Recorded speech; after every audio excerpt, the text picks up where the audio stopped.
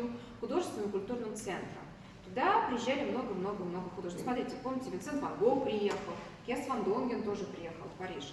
И Пабло Пикассо тоже едет в Париж, и когда он только туда приезжает, он восклицает, что здесь учителя повсюду. Еще жив Мане, еще жив Дега, еще жив Ренуар, еще творит и пишет Сезанн только в 1906 году, скончается Тулус-Лаутре, и в 1903 году скончается на Маркизских островах Поль Гогет.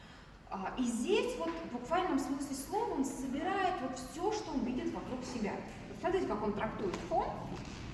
Здесь надо вспомнить творческие методы приема кого? Поля Гогена. По своему характеру эта вещь, она близка к творчеству Винсента Ван Гога, который, вспомните, он писал «Ночное кафе в Арле». Большие плоскости этого цвета, которые напоминают, что плакат, да, который восходит к творчеству художника Тулус-Лаутре. Вот здесь вы можете посмотреть, у нас две работы